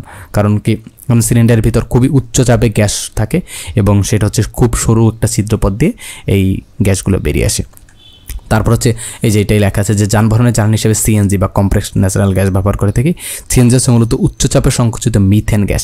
আমরা যদি অর্গানিক কেমিস্ট্রি পরবর্তীতে পড়ি তখন হচ্ছে এই যে মিথেন, ইথেন, প্রোপেন, বিউটেন এগুলোর ব্যাপারে জানতে পারবো। বাট এতটুকু জেনে রাখো যে সিএনজি যেই গ্যাসটা সেটা হচ্ছে কম্প্রেসড ন্যাচারাল গ্যাস, যেটা সেটা হচ্ছে মিথেন গ্যাস, সংকুচিত উচ্চ চাপে, অনেক বেশি চাপ, অনেক বেশি প্রেশারাইজ করে। অনেক সময় তোমরা হয়তো অনেকে দেখছো যে ভিতরের সিলিন্ডারের ভিতরে বা গ্যাস লাইটার যেটা, ওইটার ভিতরে তো কিন্তু গ্যাস থাকে, তাহলে ওইটার গ্যাসটা কিন্তু লিকুইড আকারে থাকে। আমাদের সিলিন্ডারের ভিতরে গ্যাসটাও লিকুইড আকারে থাকে। ওইটা লিকুইড আকারে কেন থাকে? কারণ কি, খুবই উচ্চ চাপে সংকুচিত করা হয়, তার ফলে এটা তরলে পরিণত হয়। বাট যখন হচ্ছে প্রেশারটা কমে যায় তখন হচ্ছে নিঃসরণের মাধ্যমে আমাদের বাইরে গ্যাস আকারে বেরিয়ে আসে। তারপর হচ্ছে এক্ষেত্রে যানবাহনের চলাচলের সময় সিএনজি থেকে মানে সিএনজি সিলিন্ডার থেকে মিথেন গ্যাস নিঃসরিত হয়, গাড়ি বা যানবাহনের ইঞ্জিনে প্রবেশ করে। সিম্পল ব্যাপার এটা। আচ্ছা, নিঃসরণের আর একটা উদাহরণ আছে, সেটা হচ্ছে পাকা কাঁঠালের গন্ধ। পাকা কাঁঠালের গন্ধ কীভাবে বের হয়? পাকা কাঁঠালের গন্ধটা আসলে কাঁঠালের ভিতর থেকে নিঃসরণ প্রক্রিয়া, কাঁঠালের গায়ে যে সরু ছিদ্রপথ আছে ওখান থেকে বের হয়। এরপর হচ্ছে নিঃসরণ প্রক্রিয়া বের হওয়ার পর তারপর হচ্ছে সারা ঘরে ছড়িয়ে পড়ে আসলে হচ্ছে ব্যাপন প্রক্রিয়া। তো আশা করি এই যে নিঃসরণ বা ইফিউশন এতটুকু বুঝছো। এগুলো খুবই সহজ টপিক, 4 নম্বর অধ্যায় বা 4th চ্যাপ্টার, এটা খুবই সহজ চ্যাপ্টার, এই জন্য আমি জাস্ট সিম্পলি বলে যাচ্ছি। তো এতটুকু হচ্ছে নিজে পড়ার চেষ্টা করবা, অবভিয়াসলি বই থেকে পড়বা, বই থেকে পড়লে হচ্ছে সব কিছু ক্লিয়ার হয়ে যাবে। তো বই থেকে পড়ে তারপর হচ্ছে নিজে নিজে একটু হচ্ছে মানে ঘাটাঘাটি করার চেষ্টা করবা, ঘাটাঘাটি না করলে কিছু হবে না ভাই। মানে তুমি যদি ডিটেলসে বা ডিপলি কোনো কিছু জানতে চাও, অবভিয়াসলি তুমি একটা ক্লাস দেখে বা একজন স্যারের কাছে পড়ে কখনোই শিখতে পারবে না। তোমার নিজের বই পড়তে হবে, বাইরের বই পড়তে হবে। অবভিয়াসলি আমি বলতেছি না যে কারো ক্লাস দেখবা না বা কারো ক্লাস কারো কাছে পড়বা না, অবভিয়াসলি পড়বা। তার বাইরেও যদি কিছু জানতে চাও অবভিয়াসলি ঘাটাঘাটি করতে হবে নিজের। সো এই হচ্ছে আজকের নিঃসরণের ক্লাস। আশা করি তোমাদের কাছে ভালো লাগছে বা তোমরা ব্যাপারগুলো বুঝছো। যদি কোনো ভুল থাকে অবভিয়াসলি কমেন্ট করে জানাবা। তো এই তো। আচ্ছা, আমাদের এর পরের টপিক হচ্ছে পাতন বা ডিস্টিলেশন। ডিস্টিলেশন এই শব্দটার সাথে তোমরা অনেকটা পরিচিত। আমরা যে ডিস্টিলড ওয়াটার ব্যবহার করি এই শব্দটা আসছে হচ্ছে পাতন থেকে। মানে আমাদের ডিস্টিলড ওয়াটারটা এটা তো সাধারণ পানি থেকেই তৈরি করা হয়, এই পদ্ধতিতে পাতন পদ্ধতিতে তৈরি করা হয়, এই জন্য এটাকে বলা হয় ডিস্টিলড ওয়াটার। এটা হচ্ছে কেমিস্ট্রি ল্যাবে ব্যবহার করা হয়, বা এটার নাম তোমরা সবাই কোনো না কোনোভাবে শুনছো ডিস্টিলড ওয়াটারের কথা। এটা হচ্ছে একেবারে বিশুদ্ধ পানি বা বিশুদ্ধ H2O থাকে। যাই হোক, এটা কীভাবে তৈরি করা হয় সেটাও আমরা জানবো। এর আগে হচ্ছে পাতন বা ডিস্টিলেশন, এই টপিকটা আমরা শুরু করি। পাতন বা ডিস্টিলেশন এটা শুরু করার আগে আমাদের আরও কয়েকটা টার্ম জানতে হবে আগে। সেটা হচ্ছে তার ভিতর প্রথম হচ্ছে বাষ্পীভবন বা ভ্যাপোরাইজেশন। বাষ্পীভবন কি? বাষ্পীভবনের সংজ্ঞা হচ্ছে তাপ প্রয়োগ করে পদার্থের তরল অবস্থা থেকে বাষ্পে পরিণত করার পদ্ধতিকে বাষ্পীভবন বলা হয় থাকে। তাপ প্রয়োগ করে পদার্থের তরল অবস্থা থেকে বাষ্পে পরিণত করার এই যে পদ্ধতি, এটা হচ্ছে আমাদের চারপাশে তো অনেক দেখি। সবচেয়ে যেইটা পরিচিত সেটা হচ্ছে আমরা যখন পানি গরম করি চা খাওয়ার জন্য বা যে কোনো কিছু কাজ করার জন্য, তখন হচ্ছে যে বাষ্পগুলো উপরে উঠে যায় সেটা হচ্ছে এক প্রকার বাষ্পীভবন। তো তাপ প্রয়োগ করার পদার্থের তরল অবস্থা থেকে বাষ্পে পরিণত করার পদ্ধতিকে বাষ্পীভবন বলা হয়ে থাকে। এই বাষ্পীভবন আবার দুই প্রকার, একটা হচ্ছে বাষ্পায়ন বা ইভাপোরেশন, আর একটা হচ্ছে স্ফুটন বা বয়েলিং। বাষ্পীভবন এই যে দুই প্রকার, বাষ্পায়ন এবং স্ফুটন, এই দুইটার সংজ্ঞাটা আমরা দেখি। ফার্স্ট অফ অল হচ্ছে বাষ্পায়ন বা ইভাপোরেশন। বাষ্পায়ন বা ইভাপোরেশন যে পদ্ধতিতে তরলের শুধু উপরিতল থেকে কিছু অংশ বাষ্পে পরিণত থাকে তাকে বাষ্পায়ন বলে। এখন দেখো, আমরা যে উদাহরণটা একটু আগে দিলাম যে পানি যখন গরম করি তখন হচ্ছে বাষ্পে পরিণত হয়, আমরা বাষ্পগুলো তো দেখি একেবারে বাষ্পগুলো উড়ে চলে যাচ্ছে, বাট যখন হচ্ছে সূর্যের তাপে পানিগুলো বাষ্পে পরিণত হয়, এইটা কি হচ্ছে এরকম পুরো পুকুরের পানি, আমরা যখন পুকুরের পানি বাষ্পে, এটা আসলে দেখা যায় না খালি চোখে, বাট যখন বাষ্পে পরিণত হয় তখন কি আমরা দেখি যে এরকম পুরো পুকুরের পানি গরম করছি বা নিচে কিছু থেকে গরম করছি, ব্যাপারটা কিন্তু এরকম হয় না, তাই না? এইটা যেই পদ্ধতিতে হয় সেটা হচ্ছে ইভাপোরেশন বা বাষ্পায়ন, যে পদ্ধতিতে তরলের উপরের তলের একেবারে সারফেস লেভেলের কিছু অংশ বাষ্পে পরিণত হয়, মানে উপরের তলের কিছু অংশ হচ্ছে বাষ্পে পরিণত। এটার মেকানিজমটা আলাদা, এটার মেকানিজমটা হয়তো আমরা অন্য কোনো ভিডিওতে বা শর্টসে আমরা হচ্ছে বুঝাবো। যাই হোক, এটা হচ্ছে তোমাদের টপিক, মানে মানে এইখানের আসলে দরকার নেই বাষ্পায়ন কীভাবে হয় একেবারে অনুপরমাণু লেভেলে গিয়ে, এটা বোঝানোর দরকার নেই, এই জন্য বোঝাচ্ছি না। যাই হোক, এতটুকু বুঝুন যে পদ্ধতিতে তরলের শুধু উপরিতলের কিছু অংশ পানি বাষ্পে পরিণত হয়, পানি না তো তরল, যে কোনো তরলের ক্ষেত্রে এটা প্রযোজ্য। এটা হচ্ছে ইভাপোরেশন। এই যে আমাদের সবচেয়ে পরিচিত উদাহরণ হচ্ছে পানি যেরকম এই যে বাষ্পে পরিণত হয় বায়ুমণ্ডলে চলে যায়, এই যে এইটা হচ্ছে ইভাপোরেশন, এই যে সারফেস লেভেলের কিছু অংশ হচ্ছে বাষ্পে পরিণত হয়ে চলে যায়। আর স্ফুটন বা বয়েলিং হচ্ছে এই যে পুরো পানিটাই আসলে গরম হয় বা পুরো পানিটা হচ্ছে স্ফুটনাঙ্কে পৌঁছে, এর ফলে বাষ্পে পরিণত হয়ে যায়, পুরো পানির পুরো অংশটাই আসলে গরম হয়ে আস্তে আস্তে বাষ্পে পরিণত হয়। তো স্ফুটনের সঙ্গে আমরা কি বলতে পারি? তাপ প্রয়োগে যদি পদার্থের তরল অবস্থার সকল কণা যদি গ্যাসে পরিণত হতে শুরু করে, যে সকল কণা আসলে গ্যাসে পরিণত হতে শুরু করে, বা এই প্রক্রিয়াটায় সবগুলো কণাই বা তরলের পুরো কণাগুলোই সবগুলো কণাই অংশগ্রহণ করে। বাট ইভাপোরেশন বা বাষ্পায়ন পদ্ধতিতে জাস্ট উপরের সারফেস লেভেলের কণাগুলো অংশগ্রহণ করে।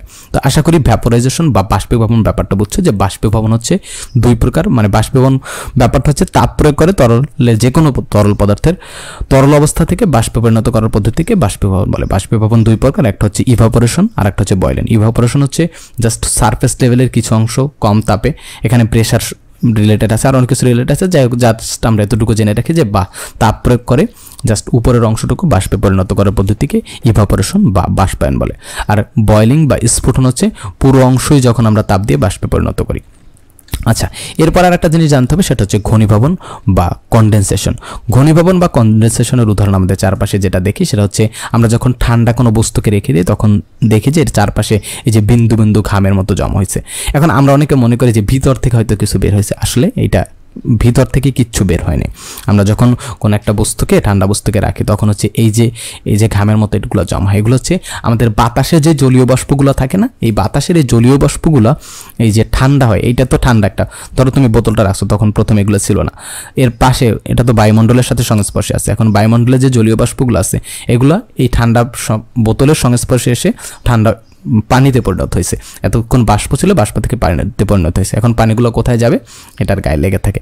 এই পানিগুলোই আমরা দেখি, জলীয় বাষ্পগুলোই আমরা আসলে এটার পাশে দেখি, এই যে কোনো একটা ঠান্ডা বস্তু রাখলে এটার পাশে দেখি। সো সেক্ষেত্রে আমরা ঘনীভবনের উদাহরণ মানে ঘনীভবনের সংজ্ঞায় কি বলতে পারি, যে উষ্ণতা হ্রাস ঘটিয়ে বা উষ্ণতা হচ্ছে কমিয়ে কোনো পদার্থের বায়বীয় অবস্থা বা গ্যাসীয় অবস্থা বা বায়বীয় অবস্থা থেকে তরল অবস্থায় রূপান্তরিত হওয়ার প্রক্রিয়াকে ঘনীভবন বলা হয়ে থাকে। এই সবগুলো টার্ম একটু ভালোভাবে বুঝে তারপর হচ্ছে মনে রাখার চেষ্টা করবা, তাহলে তোমাদের জন্য বোঝা সুবিধা হবে বা পরীক্ষায় ভালো করা ইজি হবে।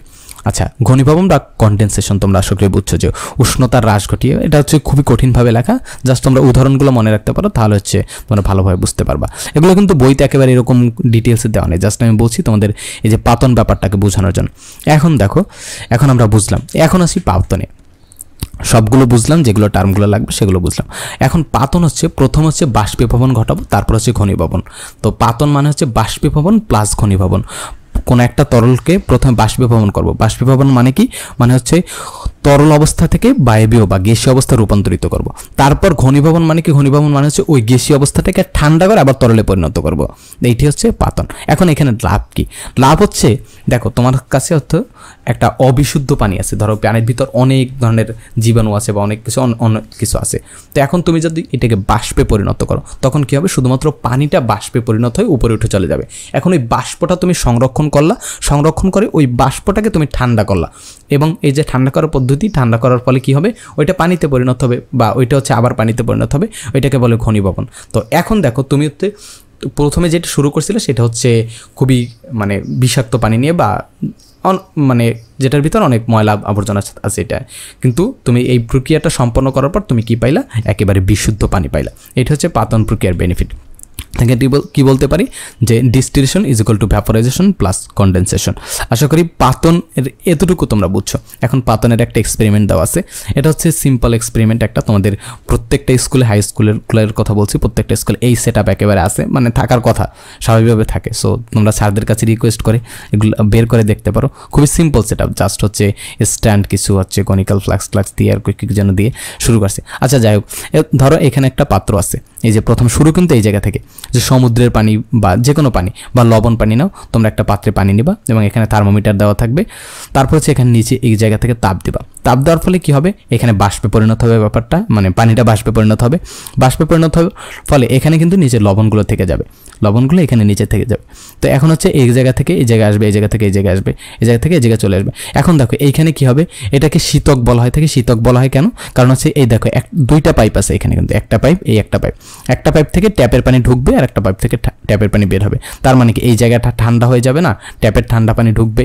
এটা কিন্তু এটার সাথে কিন্তু সংযোগ নেই, যে পাশে যে এটা কি কালার বলে, নীল কালারের সাথে এবং এই যে সাদা কালার, এটা কিন্তু সংযোগ নেই কোনো। এইখানে একটা পাইপ চলে গেছে আর এটা হচ্ছে বাইরের অংশ।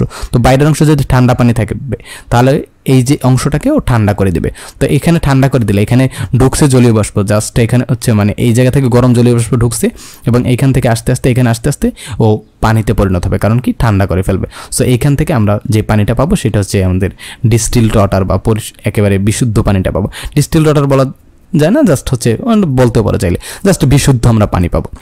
এবং এইখানে কি পড়ে থাকবে, এখানে হচ্ছে আমাদের যদি লবণ পানি দিই তাহলে হচ্ছে লবণগুলো এখানে পড়ে থাকবে। তার মানে কিন্তু দুইটা পদার্থকে আমরা আলাদা করে ফেলতে পারি এই পাতন বা ডিস্টিলেশন পদ্ধতির মাধ্যমে। এর আরও অনেক উদাহরণ আছে। আচ্ছা, এই এক্সপেরিমেন্টটা হচ্ছে এইরকম সেট আপে করা হয়ে থাকে।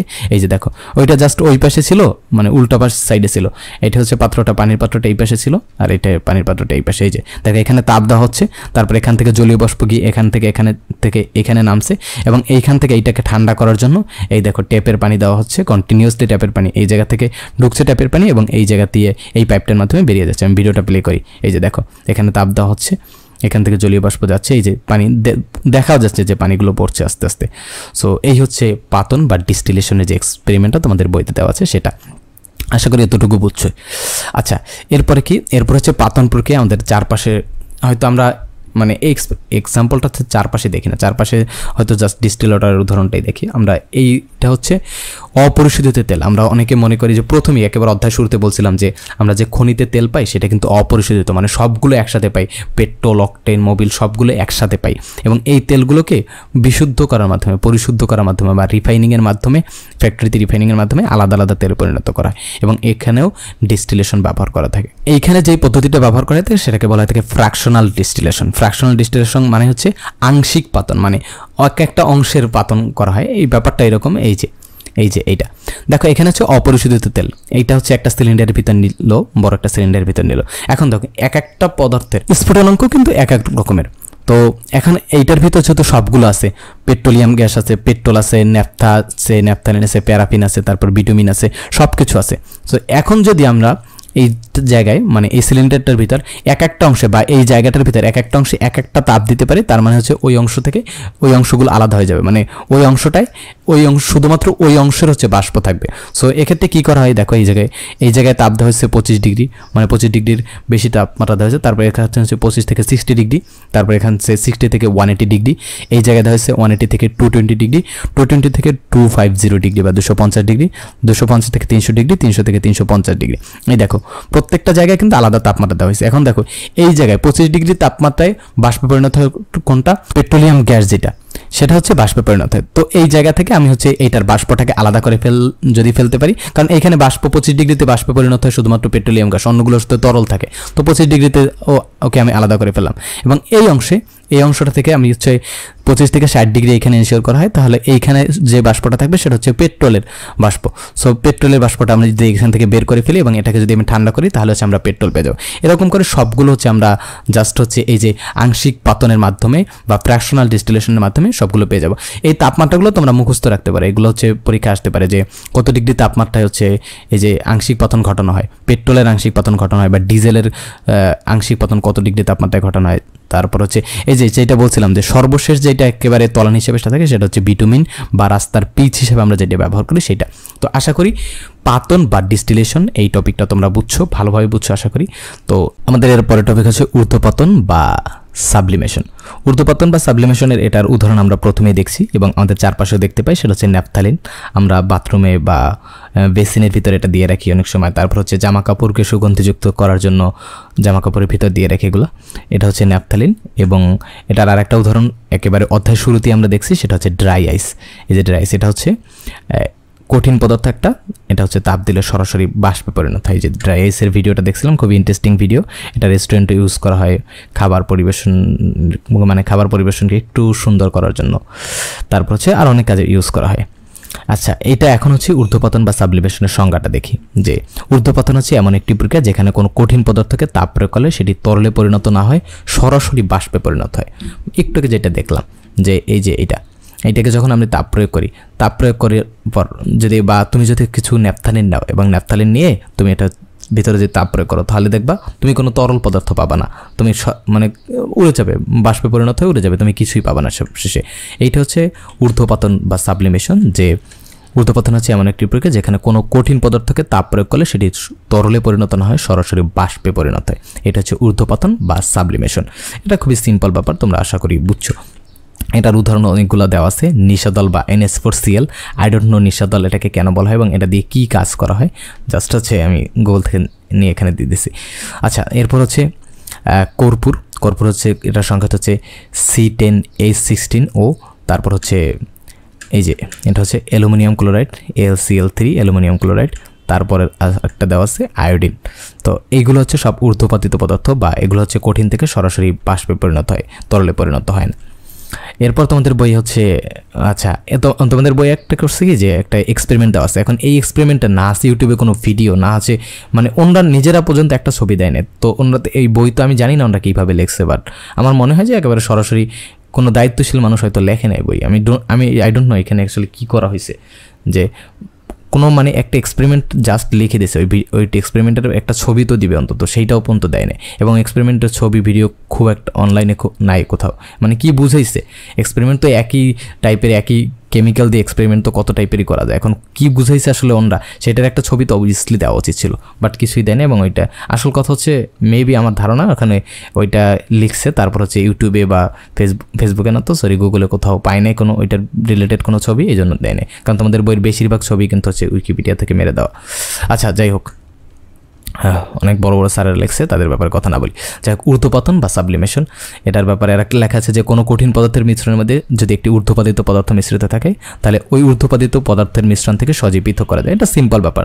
ধরো তোমার কাছে একটা পদার্থ আছে যেটা হচ্ছে ধরো দুইটা পদার্থ মিক্স করা আছে, এখন দুইটা পদার্থের ভিতরে একটা হচ্ছে ঊর্ধ্বপাতিত পদার্থ, মানে ঊর্ধ্বপতন ঘটে। তো এখন যদি তুমি তাপ প্রয়োগ করো তাহলে কি হবে, একটা তরলে পরিণত হবে সমান, যদি মানে সমান হয়, মানে একটার হচ্ছে ঊর্ধ্বপাতনের তাপমাত্রা আর একটা হচ্ছে গলনের তাপমাত্রা যদি সমান হয় তাহলে কী হবে, একটা তরলে পরিণত হবে আর একটা বাষ্প পরিণত হয়ে উপরে উঠে যাবে।